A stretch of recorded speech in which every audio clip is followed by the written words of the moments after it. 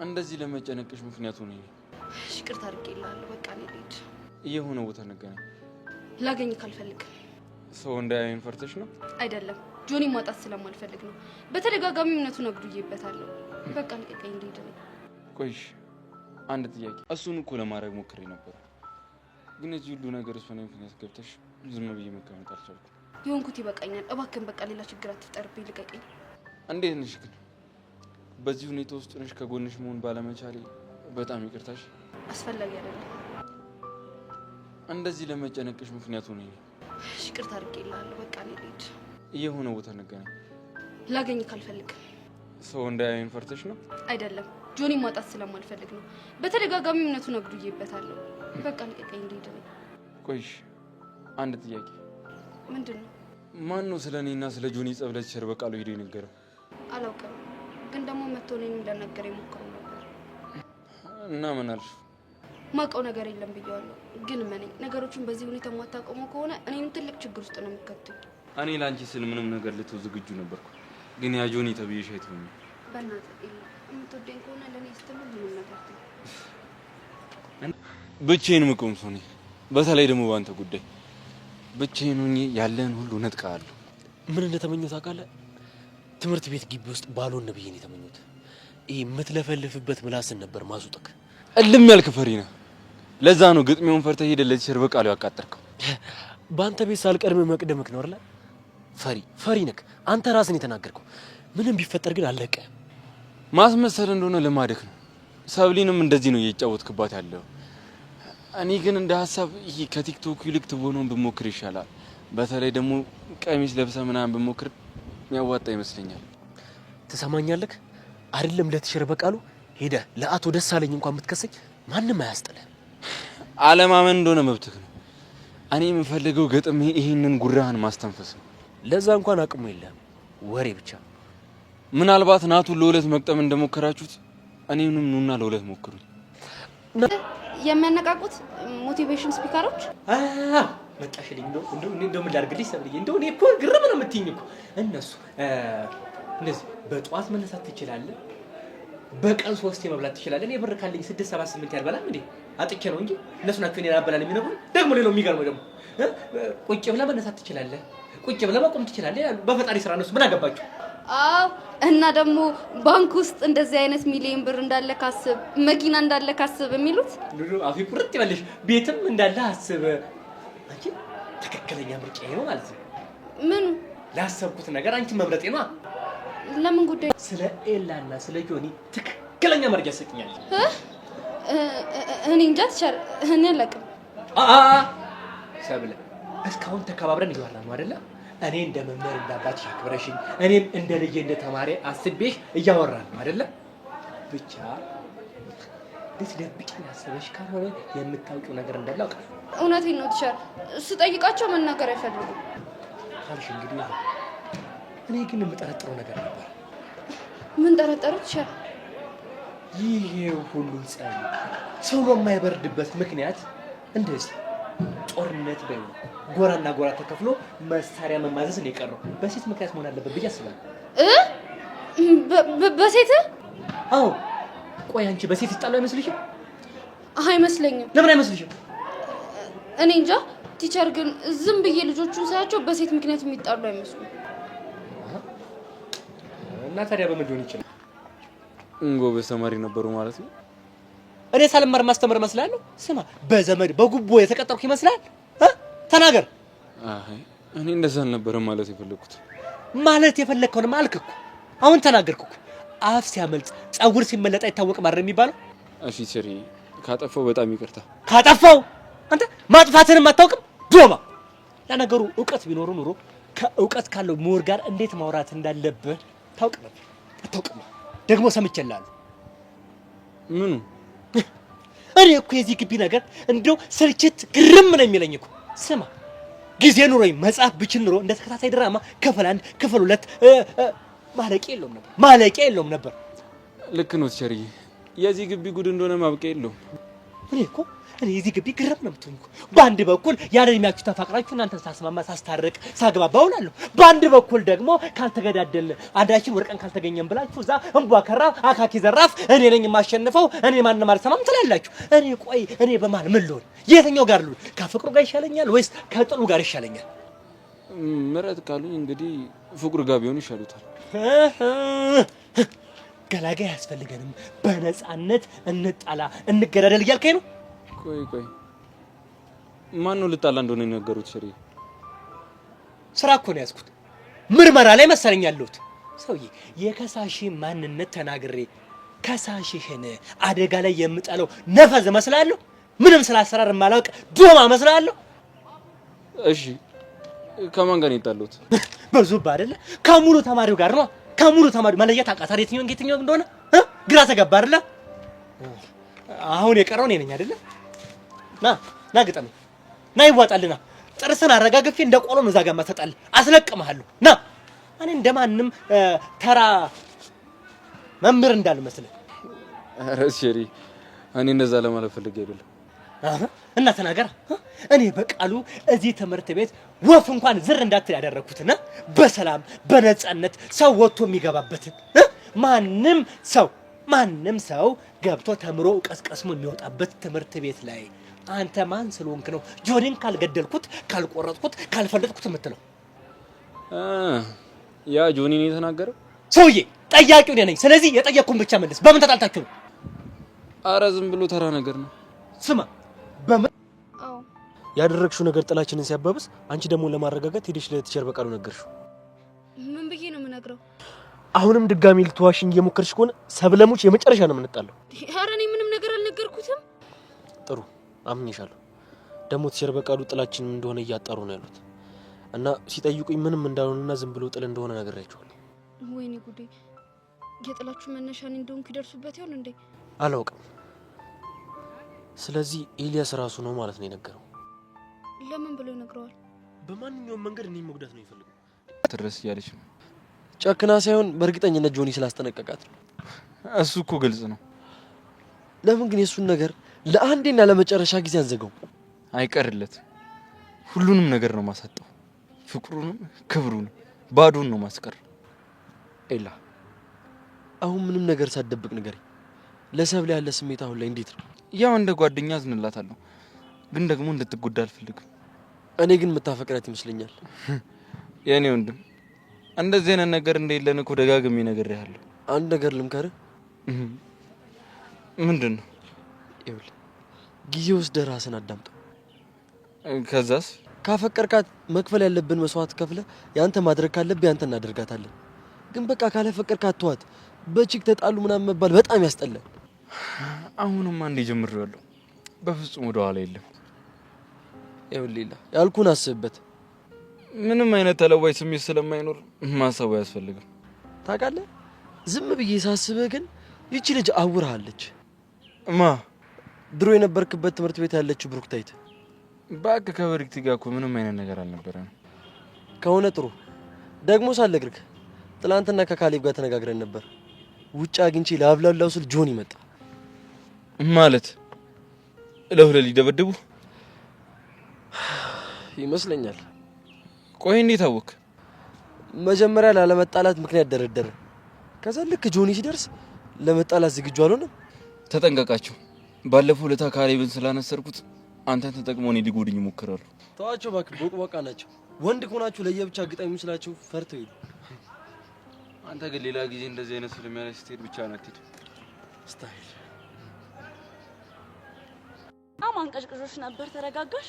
አለም ግን እንዴት ነው የምትናገሪው? ምንም ቢሆን እኮ ጓደኛሽ ነበርኩ። ጓደኝነታችንማ ከፍቅረኛ የራቂ ስልሽ አልሰማ ስትኝ አብቅቷል።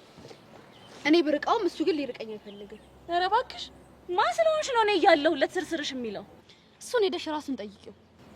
ራቂው ስትኝ አልሰማ ስላልኩሽ እሱን ለማግኘት ሌላ ተንኮል እየጠነሰሽ ባልሆነ እሱን እንደፈለግሽ ማሰብ ትችያለሽ። አሁን ግን ደስ አለሽ? በምኑ? ስላዋረድሽኝ። እኔ አላዋረድኩሽም። ራስሽ ነሽ ፍቅረኛ እያለሽ የሰው ፍቅረኛ ላይ ተንጠልጥለሽ የተዋረድሽው። አለም እሱ ነበር ሊያገኘኝ የሞከረው። እኔና ጆኒ ያየናችሁ ግን እሱ ያለበት ቦታ ድረስ ሄደሽ አግኝተሽው መሰለኝ። ራሱ ነበር እንደሄድ ያስገደደኝ። እስኪ ልጠይቅሽ ግን ምን አስበሽ ነበር? ስለምኑ? ጆኒ ሳይን አይታችኋል ብለሽ ዋሻሽ? ራሱ ነው መጥቶ ለኔ ማብራችሁ እንደነበራችሁ ይነገረኝ። ውሸታም! ጆኒ እንደዛ አያደርግም። ማድረግ ያለበትን ነገር ፊት ለፊት ነው የሚያደርገው። ምናልባት ኤላን ስለሚፈራው ለኔ መጥቶ ማቃጠሩ ይሆናል። በአንቺ ምክንያት እንደ አዲስ ጸብ ውስጥ ሊገቡ ነው። ሰላም ሰላም፣ ውዴ ቻናሌ ቤተሰቦች እንዴት ናችሁልኝ?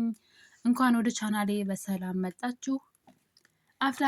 በአፍላ ፍቅር እንግዲህ አለም ለቲቸር በቃሉ የኤላንና የጆኒን ጸብ ተናግራለች። በባለፈው ክፍል ላይ ካያችሁ አለም ጆኒን ሄዳ ይህን ጸብ እንዲያቆምና ኤላን ደግሞ ጫፉን እንዳይነካው አስጠንቅቀው ነበረ። በዛ ላይ ደግሞ ብቻህን ራስህን ብቻ ለማዳን የምታደርገውን ነገር አቁም፣ እኔ ኤላን ካጣው አንተም ሰብለን ታጣለህ፣ እኔን የምትከዳይ ከሆነና ከጎኔ ከጀርባ የሌላ ሴራ የምትሰራ ከሆነ ስለ እኔ ኤላን ማግኘት የማታስብልኝ ከሆነ ራስ ወዳድ ከሆንክ እኔ ደግሞ ሰብለና ኤላን አብረው እንዲሆኑ ኩራታቸውን ትተው ፍቅራቸውን እንዲገላለጡ አደርጋቸዋለሁ በማለት ጆኒን አስፈራርተው ነበረ። እሱም እንግዲህ ይህን ያደረግሽ ቀን መሞቻሽን እንትን ብለሻል ማለት ነው በማለት እንግዲህ ሲያስፈራራት ነበር። እንደውም አንገቷን ይዞ ማለት ነው። ታዲያ እንግዲህ አለም ይህንንም የነገርኩ ጓደኝነታችን አስቤ ነው እንጂ ታየኛለህ ማላደርገው እንዳይመስል ብላ ፎክራበት ሄዳ ነበረ። በመጨረሻም እንግዲህ ይህን ነገር ለቲቸር በቃሉ ሂዳ ተናግራለች። እዚህ ቀደም ጆኒ የኤላን እጅ እንደሰበረውና አሁንም በድጋሚ ሊደባደቡ እንደሆነ ጆኒ በጣም መጥፎ ሰው እንደሆነ አይነት ነገር አድርጋ ነው እንደውም የተናገረችው። ማንም የለውም ብሎ እየደበደበው ነው ብላ ወሬ ተናግራለች። ቲቸር በቃሉ ደግሞ እንግዲህ እንደምታውቁት የሆነ ነገር ካገኙ ሁሉንም ነገር እንግዲህ ሁላቸውንም ነበረ በየተራ እያገኘ ሲያናግራቸው የነበረው። እንግዲህ አሁን ላይ ጆኒ ከኤላ ጋር እንደ አዲስ ለመደባደብ ቀጠሮ እየያዙ ይገኛሉ። በዚህ መሀል ግን አለም ነገሩን ለቲቸር በቃሉ በመናገሯ ሁለቱ ይህን ድብድብ ሊያቆዩ ታስበዋል። ምክንያቱም በዚህ ሰዓት ቢደባደቡና አንዳቸው ቢጎዱ ተጠያቂ ነው የሚሆኑት በትምህርት ቤት ውስጥ። ስለዚህ ችግሩን መምህሩ እንዲያውቀው ስለተደረገ ማለት ነው። ነገር ግን ሁለቱም ይህን ነገር ማን ለቲቸር በቃሉ እንደተናገረ ግራ ገብቷቸዋል። ጆኒ ኤላን የተናገረው ብሎ አስቦ ነበር። ኤላ ደግሞ ራሱ ጆኒ ነው ብሎ አስቦ ነበረ። ነገር ግን ሁለቱም ተገናኝተው በዚህ ጉዳይ ሁለቱም እጃቸው እንደሌለበት ሲያወሩ ሰብለንም ጠርጥረዋት ነበረ። እሷም ደግሞ ቲቸር በቃሉ አግኝተዋት ስለዚህ ጉዳይ ሲጠይቋት እኔ አላቅም እማቀው ታሪክ የለም ብላለች። ይህን ነገር ማን ነው ለቲቸር በቃሉ የተናገረው የሚለው ግራ ጋብቷቸዋል። ነገሩን የተናገረችው አለም ብትሆንም በዛ ላይ ኤላ አሁን ለኤል ውስጥ ገብቷል። ጆኒ ክብሩንም ፍቅሩንም እነጥቀዋለሁ እያለ ይገኛል። ሰብለን ግን አላፈቀርኳትም እያለ ነው። እንዴት ነው ነገሩ? እሱ እንግዲህ አሁን በፊት ምናልባት እልህ ሊሆን ይችላል። አሁን ግን በጣም ሰብለን እንዳፈቀራት ግልጽ ነው። ብቻውን ቁጭ ብለ እንኳን ስለ እሷ ነው የሚያስበው። እንደ በፊቱ ከእሷ ጋር አይጨቃጭቅም። ባገኘት አጋጣሚ በፍቅር አይን ነው የሚያያትና ነገር ግን አላፈቀርኳትም አይኔን ግንባር ያድርገው እያለ ይገኛል። ይህ ነገር እንዴት ታዩታላችሁ ቤተሰቦቼ? እኔ ግን እንዳየሁት ከሆነ ኤላ ድብን ያለ ፍቅር ከሰብለ ይዞታል። እንግዲህ በዛሬ በ242 ላይ ኤላ ሰብለን መንገድ ላይ ያገኛታል ትምህርት ቤት ውስጥ እና እንድታልፍ አልፈቀደላትም። እጇን ይዞ በግድ እንድታወራው በትህትና ሲጠይቃት ነበረ። እሷም እንግዲህ ከዚህ በኋላ ላገኝህ አልፈልግም ተወኝ፣ ችግር መፍጠር ሰልችቶኛ ብትለውም ለብቻ ሌላ ቦታ እንገናኝ በድብቅ ብሏት ነበረ። እሱንም ፈቃደኛ አይደለችም። ያው እንግዲህ ለምንም ፈልጓት አይደለም ስለሚወዳትና እሷን ማቀፍ ለብቻዋ ማግኘት ስለፈለገ ነው፣ ግልጽ ነውና። ነገር ግን ሲጠየቅና ናታን ሲጠይቀው አላፈቀርኳትም ብሎ እንግዲህ ድርቅ እያለ ነው። ይሄ ነገር ምንም የማይመስል ነገር ለሚስቱ አትንገር ነው። በፍቅሯ አሁን ላይ ምንድነው ፍቅሯ ግዝግዝ አድርጓን ብላለች ቤዛና በጣም ነው የሚወዳት። ነገር ግን ሰዎች እሷን እየወደዳት እንደሆነ እንዲያውቁ አይፈልግም። ነገር ግን ባገኘው አጋጣሚ ሰብለን ወደሱ መሳብ ይፈልጋል። ዋናው ከማፍቀሩ ጀርባ ደግሞ ጆኒን መበቀል ይፈልጋል። ጆኒን እንግዲህ እዚህ ትምህርት ቤት ውስጥ እያለህ እበቀልሃለሁ ብሎ ቃል ገብቶለት ነበረ የሆነ ጊዜ ማለት ነው። ከድብድቡ በፊት ነው። ድብድቡንም ቢሆን ጆኒ ማስክ አድርጎ ቢደበድበውም ኤላ ግን ጆኒ የደበደበው አልመሰለውም። ጆኒ በተደጋጋሚ እሱ እንደደበደበው ለማስታወቅ እየሞከረ ነበረ። ማንነትህንም እኮ አየነው፣ አቅምህንም እኮ አየነው እያለ በተደጋጋሚ እሱ እጁን እንደሰበረው ለመናገር እየሞከረ ነው። ኤላ ደግሞ የጆኒ ሰው ይሆናል ብሎ ነው እንጂ ጆኒ ራሱ ነው ብሎ አያስብም፣ እጁን የሰበረው ሰው። ታዲያ እንግዲህ እነዚህ ነገሮች በዚህ እያሉ እሱ አሁን ላይ ሰብለ እንድትወደውና ሰብለ ኤላን ትታው ጆኒን ትታው ማለት ነው ወደ እሱ ህይወት እንድትመጣ ነው እየገፋፋት ያለው። በራሷ ጊዜ እወድሻለሁ ብሎ እሱ ፍቅሩን ለሷ መግለጽ አይችልም። ምክንያቱም ፍቅረኛ አላት። ፍቅረኛ ያላትን ሴት እሱ መሳብ አይችልም። ግን እሱን እንድትወደው ግን ማድረግ ይችላልና ባገኘው አጋጣሚ ሰብለ እሱን እንድትወደውና ወደ እሱ እንድትሳብለት እያደረገ ነው። ያ እንግዲህ በቅርቡ አብረው መሆናቸው አይቀርም። ነገር ግን ጦርነቱ ገና አልተጀመረም። ጆኒ አሁን ላይ በሰብለ ተስፋ ቆርጧል። ሰብለ እንደማታፈቅረው ግልጽ ነው፣ አውቋል ማለት ነው። እንግዲህ አብረው እንኳ እየተጫወተች ከሱ ጋራ ኤላዬ የኔ አባት ብላ የጠራች ጎበዝ ናትና በፍጹም እንደማታፈቅረው ገብቶታል። ነገር ግን ደግሞ በኤላ መሸነፍ አይፈልግም። ስለዚህ የሁለቱ ፍቅር አብሮ መሆን እንደዚህ ቀላል አይሆንም። ገና ብዙ ዋጋ እንደሚያስከፍላቸው ግልጽ ነው። እንግዲህ ናታን ኤላን ለመጠየቅ ሞክሮ ነበረ። ካየው ነገር አንግል ማለት ነው። በተደጋጋሚ ተደብቀው አብረው ሲገናኙ ፍቅር ሲጫወቱ ስላያቸው ሰብለን ትወዳታለህ ወይ?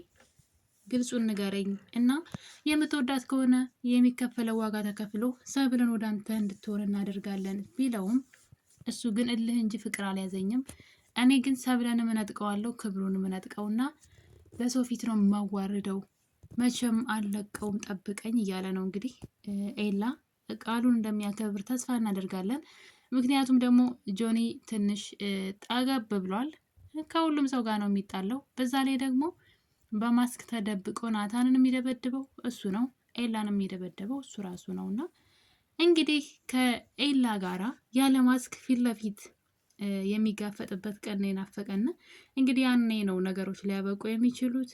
ምክንያቱም ፊት ለፊት ከሱ ጋር ከተጋጠመ ከሰብለ ይርቃን ማለት ነው። የተሸነፈ ሰው ነው የሚርቀው። በነገራችን ላይ እንግዲህ ኤላ ከተሸነፈ ኤላ ከሰብለ ይርቃል። ነገር ግን ሰብለ በራሷ ጊዜ ትሄዳለች ወደሱ፣ ግልጽ ነው። ጆኒ ከተሸነፈ ደግሞ ሰብለን ከሱ ያርቃል ማለት ነው። ይሄ ደግሞ በጣም ቀላል ዘዴ ነው። እሷ ብዙ ሌላ ችግር ሳይፈጠር ወደ ኤላ ትሄዳለች ብዬ አስባለሁኝ። ሰብለ አሁን ላይ ሁለቱ እንዳይጣሉ ነው የምትፈልገው እንጂ ጆኒን ፈልገው አይደለም። ነገር ግን ደግሞ ከጆኒ መራቅ አትፈልግም። እንግዲህ ከጆኒ ጋር ተጣልተዋል። ጆኒ ሆን ብሎ እያስመሰለ እንዳላየ መስሎ እንግዲህ እዚህ ቀደም ኤላና ሰብለ አብረው አይቷቸው ነገር ግን እንዳላያቸው አይነት ጨዋታ እየተጫወተ ነበረ።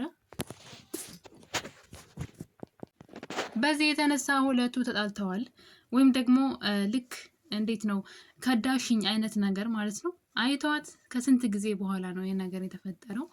ከዳሽኝ እያመንኩሽ በማለት እሷን አልፈልግሽም ማሰብ እፈልጋለሁ ብሎ ከእሷ ትንሽ ራቅ ብሎ ነበረ። ሰብለ ታዲያ አሁን ላይ እሱን ለመታረቅ እንግዲህ ዙሪያ ጥምጥም እየሄደች ነው። ለምን አጋጣሚውን ተጠቅማ እሱ እንደማተው ባላውቅም፣ ከጆኒ ምን እንደምትፈልግ ባላውቅም፣ ግን እሷ ሁለቱንም ነው የምትፈልገው። ጆኒንም ትፈልጋለች፣ ኤላንም ትፈልጋለች። እቅዷ ሀሳቧ ምን እንደሆነ አላውቅም። ነገር ግን አሁን ላይ ኤላ ከሰብለ እንግዲህ እንደ አዲስ መራቅ ጀምሯል ማለት ነው። ላግኝሽ በድብቅ ቢላትም እሷ ግን ላገኘህ አልፈልግም፣ ችግር ብቻ ነው ሌላ በእርግጥም ነው እንግዲህ እዛ ሆነው እንኳን ሲያወሩ አለም ተደብቃ እያየቻቸው ነበረ። ታዲያ ሰብለ እንግዲህ የምትወደኝ ከሆነ ይህንን ጸብ ተው፣ ከእሱ ጋራ በቀሉን ተው እያለችው ነበረ። እሱ ደግሞ ተሸንፌ ማለት እንደዚህ ተሸንፌ ዝም ብዬ የምሰጠው ወይም የማገኘው ነገር የለም፣ ስለዚህ አልተውም ብሏታል። ነገሮች አሁን ላይ እንደ ቀድሞው እንግዲህ ከረር እያሉ መጥተዋል። ካሌብም ነገሮችን ማጋጋል ቀጥሎበታል። ከሁሉም ሰው ጋር ከናታንም ጋር ከኤላም ጋር በመጣላት ጆኒን ወደ ጸብ እያስገባው ይገኛል። ጆኒ በአንተ አካባቢ ያሉ ሰዎችን እየጎዱ ነው በማለት ሆን ብሎ ለጸብ እያነሳሳው ይገኛል። ያ ማለት እንግዲህ ለጆኒ ጥላቻ እንዳለው ያስታውቃል ካሌብ ማለት ነው። እጁን ስለሰበረው ምናልባትም ጆኒ እንዲጎዳ ይፈልጋል። ሆን ብሎ ነው ጓደኛ መስሎ አብሮት ያለው እንጂ ብዙ ነገሮችንም እንደደበቀው ያውቃል። በዛ ላይ ማስክ አድርጎ የሚደባደበው እሱ ራሱ እንደሆነ ያውቃል። ቴኳንዶ እንደተለጠነም ደብቆታል። ሌላው ደግሞ እጁን ሰብሮታን በሰብለ ምክንያት እና ስለዚህ ጆኒን የሆነ እሱ ስለማይችል ሌሎች ሰዎች እንዲበቀሉለት ይፈልጋል። ለዛ ነው ሆን ብሎ ወደ ጸብ እያስገባው ያለው እና ወደ ቤተሰቦች እንግዲህ በአፍላ ፍቅር ሰብለና ኤላ አሁንም አብረው የመሆን እድል እያገኙ አይደለም። ችግር በየጊዜው እየተፈጠረባቸው ነው። ሰብለ ሁለቱም ጋር ትወላውላለች። አንዴ ኤላ ጋር ትሆናለች፣ አንዴ ደግሞ ጆኒ ጋር ትሆናለች። ሰላሟን እያጣች ያለችው በራሷ ችግር ነው። እንግዲህ አርፋ ጆኒ ጋር ብትሆን ኤላ ራሷ ገፍታ እስካልመጣች ድረስ ያለችበት ጋር እንደ በፊቱ እንኳ አይሄድም ነበረ። የሰብልና የኤላ መጨረሻ የፍቅራቸው መጨረሻ ምን ይሆን የሚለው በጣም አጓጊ ነው። በቀጣይ በሌላ ክፍል እስከምንገናኝ ቸር ቆዩልኝ።